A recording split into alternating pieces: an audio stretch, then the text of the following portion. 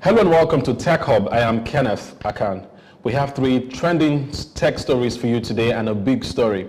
For our trending tech story, telcos lose 64.3 million subscribers to NIN and SIM verification as Glo 9 Mobile shed massive weight. For our second trending story, Globacom to replace Mike Adenuga with MTN's ex-CEO Ahmed Farouk. And for our third trending story today, MoneyPoint raises $110 million in new funding to become the latest African unicorn. And when we come back, we'll talk about our big story for today, which is the conversation around conversion of vehicles to compressed natural gas, CNG, for motorists and private individuals. Thanks for staying with us. You are watching Tech Hub, the TV show for all things tech in Nigeria. We'll start with our trending tech story for today. Telcos lose 64.3 million subscribers to verification of national identification numbers and linking to mobile SIMs in Nigeria. This has resulted in a significant drop of 64.3 million subscribers across all mobile network operators. This decline was mainly driven by Globacom and 9 Mobile, with Globacom losing 43 million and 9 Mobile losing 8 million subscribers due to unverified NIN. As a result, the total subscribers that were lost dropped from 219 million in March 2024 to 154.6 million in September 2024. So the verification process is aimed at sanitizing the database, means that every phone number in use now is linked to a verified NIN. This compulsory NIN linkage began in December 2020 and faced several extensions until the final verification deadline was capped and pegged at September 14, 2024. The thoroughness of this exercise has been praised, and we must commend the appropriate authorities for promoting proper identification, which is hoped to aid the security issues that we're addressing in Nigeria today. For our second trending story, Globacom to replace Mike Adenuga with MTN's ex-CEO Ahmed Farouk. Globacom is set to appoint Ahmed as its new chief executive officer, marking the first leadership change since its launch in 2003 under Mike Adenuga. Although the company's official announcement has yet to be made, it has notified the Nigerian Communications Commission, NCC, and received approval for a new board. Now, Farouk is not a greenhorn. Farouk is an expert in his own right. His career spans leadership roles at MTN Ghana, MTN South Africa, and Mobili in Saudi Arabia. He joins Globacom at this very interesting and challenging time where the company just lost 41 million subscribers, like we mentioned earlier. And after the NCC audit, we realized that they've reduced their market share by 12.39%. His official announcement is expected soon. For our third trending tech story, MoneyPoint becomes the latest African unicorn. For a continent that has witnessed reduced venture capital investment, MoneyPoint, a Nigerian fintech startup founded by Tosin Eniolonroda and Felix Ike, raised $110 million in a Series C funding round led by Development Partners International, DPI, with participation from Google. Now, it's Google Africa Investment Fund. We need to get that clear. It's Google Africa Investment Fund, Verod Capital, and the existing investor, Lightrock. This new financing almost triples its valuation from around $400 million in 2022 to a post-money valuation of $1 billion, making MoneyPoint Africa's 8th unicorn, joining the small club that has MTN Haaland, IntoSwitch, Flutterwave, Cheaper, OPay, Wave, and Andela as members. So we're happy. MoneyPoint, congratulations on becoming the newest, the latest unicorn out of Africa, and much more from Nigeria. And it's important to address that MoneyPoint processed a whopping 5.2 billion transactions worth over 150 billion US dollars in 2023 alone. That's massive, growing its transaction value by 205%. Despite the Naira devaluation, its annual revenue has surpassed $100 million, solidifying its position as a key player in Nigeria's agent banking space. And we know that MoneyPoint has bright prospects. So our big story today, with the premium motor spirits PMS pricing soaring over 1,000 naira per litre in some parts of Lagos, many vehicle owners are looking for ways to cut fuel expenses. And CNG today provides a viable alternative. When we come back, we will look at what the conversion involves and what's the technology behind the CNG conversion. Stay with us, we'll be right back. Cholera is a highly infectious and dangerous disease, but it can easily be prevented, and it can also easily lead to death. To avoid cholera, wash your hands frequently with soap and clean water, especially before eating and after using the toilet. Drink safe water from a protected source such as bottled water. Avoid raw or undercooked food, especially seafood and raw vegetables. Avoid close contact with people who have cholera or are showing symptoms. And don't forget to keep your environment clean, dispose of waste properly, and keep your living area free of garbage. This is a message from the Silverbird Group and Hypo Super Bleach.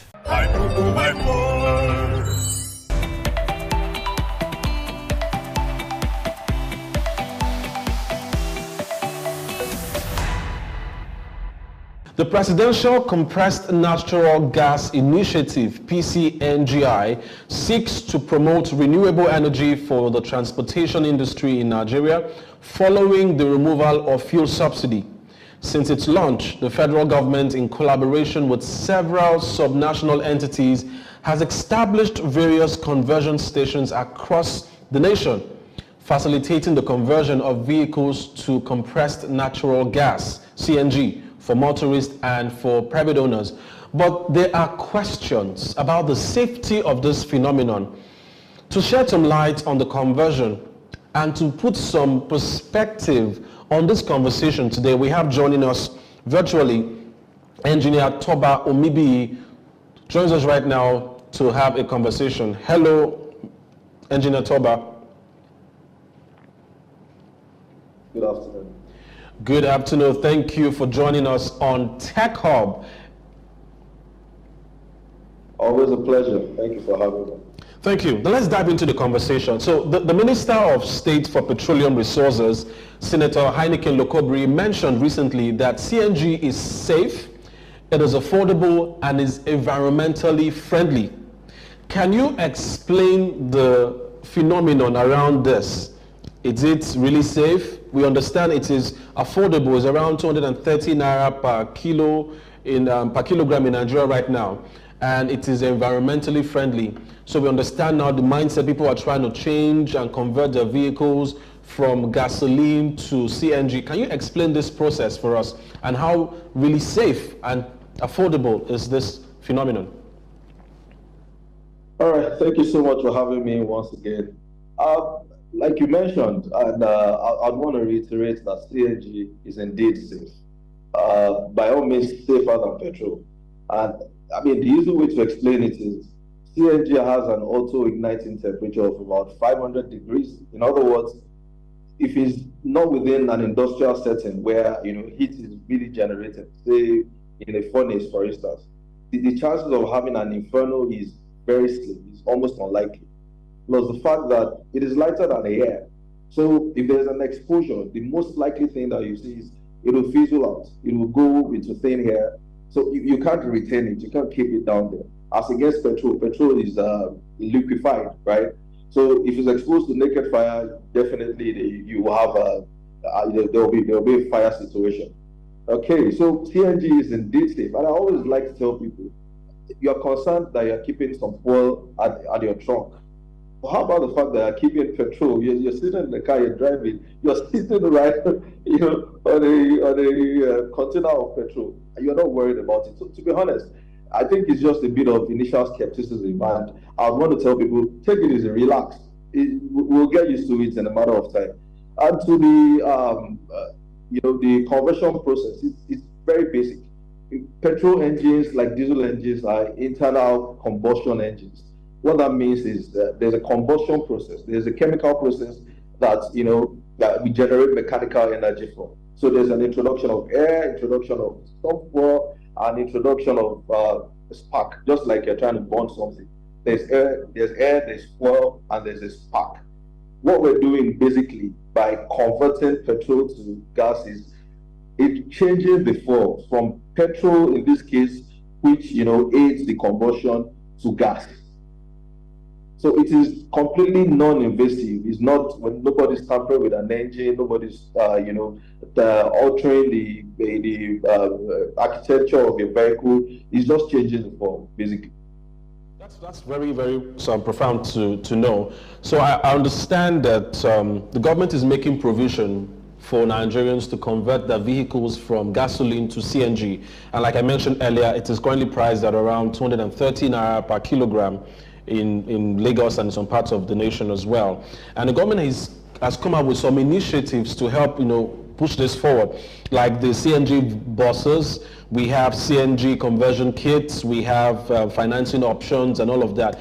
Aside the cost that we have agreed, what are the main benefits of switching to CNG for vehicle owners, and how does it compare to traditional fuel in terms of cost and environmental impact? Where do we begin from? The benefits are quite enormous. I don't want to begin to sound like this guy is a proponent of CNG, but I've been there. I've used petrol, right? And I've used CNG. I've studied, I've understood everything CNG now. And I can tell you for free that by every standard, CNG is a game changer, particularly where we are right now as a country. Environmental benefits, enormous. Economic benefits, yes, a lot. There are also technical benefits in terms of, the carbon collection in your engine. Petrol has very high carbon, composition, as against CNG is a lot lower. So in most cases, if you're running on CNG, you don't necessarily have to change your oil every 3 months, like is recommended. The chances of collecting sludge in your engine is a lot slimmer, right? And then for our economy also, we are over dependent on imported fuel, as the case is in Nigeria at the moment, right? We can begin to alter the energy mix. We can have a few other, make it a lot more robust. Instead of us having just petrol and diesel, we can introduce gas. And in this case, gas is local, right? We have large deposits of gas. The technology to compress the gas for use as fuel is readily available in the country, though imported, but it's been adapted already. So we can reduce the pressure on Naira and then the demand for the Forex by having quite a number of people switch from the consumption of petrol to CNG. There are many benefits. I mean, if you want to talk about it, we will be here for hours. That's interesting. The cost is something that is a cause for worry. It right now costs around between ₦1 million, 1.5 million naira to 2 million naira to convert your vehicle from gasoline to CNG. What role do you see for financial institutions and private sector partnerships really to help mitigate this financial barrier in accelerating the adoption of this CNG technology for Nigerians? Oh yes, like they always say, the banks are like the bedrocks of any economy, right? The banks and also the private sector, finance basically. It's necessary for the banks in particular to begin to move along the policy direction of government. We understand that energy is I mean, what every economy is also dependent in terms of production, in terms of logistics. You cannot do away with all these things. So at this point, I feel that it is necessary that people begin to look at ways to essentially make it easy for people to transition from the fossil fuel dependence to CNG dependence. There have been quite a number of initiatives.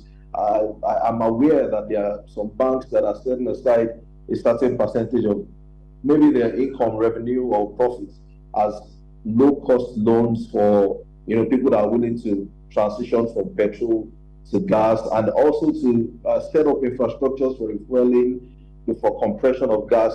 I'm aware that there are some organizations that are already looking in that direction, but there needs to be more concerted efforts to ensure that the transition is easy for Nigerians. What challenges do you foresee in the widespread adoption of CNG in Nigeria, particularly regarding the infrastructure needed to support it? We don't have as many CNG stations like we have petrol stations. So that could also be a challenge. So I'd like you to discuss that with us. Oh, yes. You are right about that. There are only very few and they are far between at the moment. I'm aware that there are just about 4 or 5 in Lagos currently. In the state, maybe about 3 thereabouts. And I'll tell you, the reason is very simple. To set up a dispensary costs somewhere around about $300,000 to $500,000. And like I said, the technology is important. That's the major reason. So it's quite pricey to set it up. The initial investment is high, and that's part of the challenges we're having currently. But I'm also aware that I have it on good authority that there have been some underground discussions with major stakeholders and the government. So I believe that in just very little time, we'll see some interventions, and things will improve. Also, we need to also improve on the gas distribution network. The pipelines, it's still a little bit narrowed. It needs to be expanded, and that's on the part of government. It needs to be expanded so that it can easily serve major communities, because it goes from the pipelines to the compression plant. You understand? I also feel that part of the reasons that, or rather part of the challenges we may be having, or that we're currently facing and we may still be here for a little, is a bit of bureaucratic delays, right? For instance, I'm trying to set up a dispensary. I have to go through NFDPRA. There are too many things that I have to get together, from my grandfather's ATM PIN to my grandmother's, too many documentation, time wasting, and all that. And then again, another challenge that is very profound that I feel that government needs to address as quickly as possible is the fact that people are very suspicious of government. They feel that if any government in Nigeria comes to say they are introducing this thing so you can benefit from it, at the back of it somewhere they have some sinister plan. So people are saying 230 naira per. By the way, it's measured in standard cubic meters, not kgs. It's standard cubic meters, right? So currently it is 230 naira per standard cubic meter. By the time it becomes widespread, what do we think is going to happen? We're almost sure that the price is going to go in multiples of what it is currently. So that also has to be addressed as quickly as possible. And then, of course, there's also the place of public awareness. There are many questions. People want to ask questions. There's barely any forum for people to have their questions answered, except for the opportunities like this where you bring people to talk about CNG. All right, that's well said. That's very well said. There's a lot that needs to be done with information dissemination and enlightenment. We need to have a sort of national orientation around this. Now, I have a question from what you just mentioned. CNG or electric vehicles, which looks like is more feasible at this time? Because the infrastructure needed to get CNG set up might take a longer time than just for me to get an electric vehicle I can charge on my generator. What do you think? I honestly think CNG by miles, because I don't think we're ready. EVs, we're not ready for it. For instance, we're talking about charging with a generator. We're still talking about the cost of fuel. You understand the fact that diesel still costs how much? Over 1,200 naira per liter. Petrol currently sells for about upwards of 1,100 per liter in major parts of the country. I don't think we're ready for EVs just yet. We're currently, I believe from on good authority that what we need for consumption in Nigeria, the amount of electricity we need is about 150,000 megawatts, and what we're currently pumping out is less than 4,000 megawatts. So I don't think we're ready for that just yet. But CNG is, available. Of course, little challenges here and there, but I feel that this can gain momentum if necessary things are done. Now, this is I like this point. So I just thought of something right now. How do you see the role of auto mechanics evolving with the increasing adoption of CNG? Like you are a proponent for CNG, you are the expert in that field. What skills and expertise are essential for auto mechanics to have to effectively support this transition? Are they mechanics, are there organizations that are training? I know the government is trying to do something with NURTW in Lagos or in some other states to train people, but this is a different kind of technology, you said. Are we ready for that? Oh, yes. I'll be honest with you. I also run a facility where conversion is being done. And you see auto mechanics come in from time to time, getting themselves trained, even without anybody backing them. They pay for it and get the training.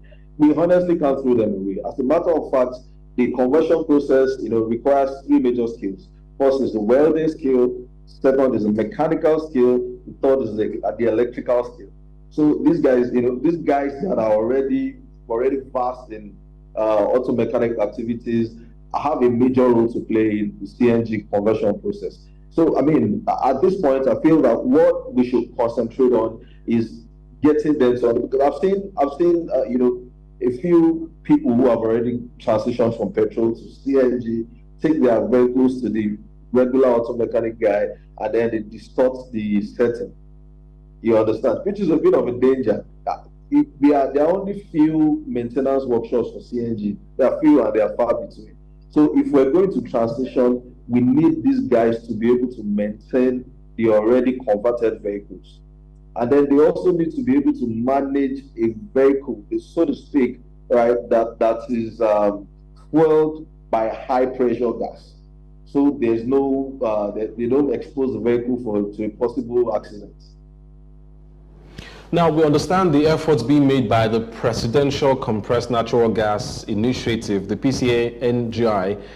My question is, what progress have they made so far from your observation as an expert in this field? From the information they're releasing, there have been about 100 billion has been earmarked to help people, do a convert now and pay later scheme and all of those kind of stuff. From your own perspective, how do you assess the progress made by the PCNGI? I think it's slow but steady. Like I mentioned, one of the major things we need to address right now is getting people to buy into the CNG concept, the idea of CNG. There's still a lot of suspicion in terms of the fuel pricing. There's still a lot of suspicion in terms of safety of the vehicle that has been converted. There are many questions everywhere. We need to get people to be relaxed, to be at peace with the idea of CNG. And when they are, a lot of things are going to change. So I think, again, for PCNGI, they're making a lot of efforts, but it's going to be slow. It's going to be a lot slower if we don't do proper orientation. However, that being said, PCNGI has done a lot of intervention as regards assisting people to convert their vehicles, particularly in the public sector, right? People that are involved with commercial transport, right? People that operate ride-hailing services. There has been a lot of interventions. I have a good authority that over 1,000 vehicles have been converted for free for members of the Union of Road Transport Workers, same for members of the Association of Road Transport Owners, and for ride-hailing services, they are slashing the cost by up to about half. Right, the PCNGI is also collaborating with some financial institutions. I don't know how much that has fleshed out just yet, but I know that there's a lot of work going on in the background. What safety measures should be in place to prevent incidents like the recent CNG-powered vehicle explosion that happened in Benin? Benin City in Edo State, we was viral on social media. We saw videos of a vehicle that went in to get refueled and exploded. I understand basic physics that the CNG cylinders are built to be tougher than your regular LPG cylinders. Different technology went into that. But what safety measures should be in place now on the part of the vehicle owners and on the part of the CNG conversion officials or plants themselves? What safety measures should be in place to prevent, explosions and accidents like that? All right. Well, thank you. Thank you for mentioning the incident at Benin. There have been lots of bad PR, against the edges that happened. But just to put it scale by scale and so everybody understands what happens, the LPG cylinder is designed to handle a pressure of about 7 psi, whereas the CNG cylinder is designed to handle a pressure of about 3,700 psi. So there's no way you can conveniently put the gas of that kind of pressure in a cylinder that is handled to handle way less pressure. What you would experience naturally is an explosion. But if you notice, despite the fact that there was an explosion, one of the safety features of the gas is the fact that there was no flames. It didn't go up in flames, right? There was no inferno, no fire incident. It was just the explosion.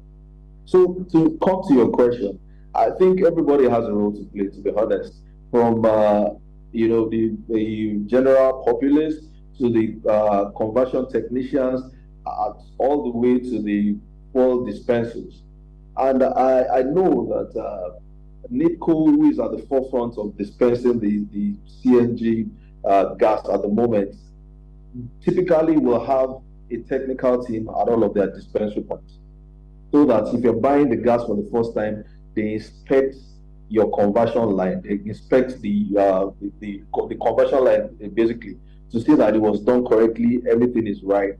For some reason, I don't know how the guy escaped at that point. So of course, the dispensaries have a role to play to ensure that before anybody is supplied with that gas, they have everything done correctly. The technicians also have a role to play to ensure that if you are converting the gas, follow all the necessary procedures. You don't bargain or cajole any of the things that you're supposed to do. And also the people who have a larger responsibility, because at the end of the day, is your vehicle or your life that is at risk, right? Make sure to go to a certified conversion center. Do not patronize a quack. Don't patronize a charlatan. Make sure you go to certified conversion center. If you go to the PCNGI website, there are a lot of them at so many locations. So wherever you are, make sure you go to the closest one to you. Do not buy a cylinder from an auto mechanic or from a welder. Do not, make sure you patronize a certified conversion center. Thank you very much, Engineer Toba Omibi, for joining us on the conversation today.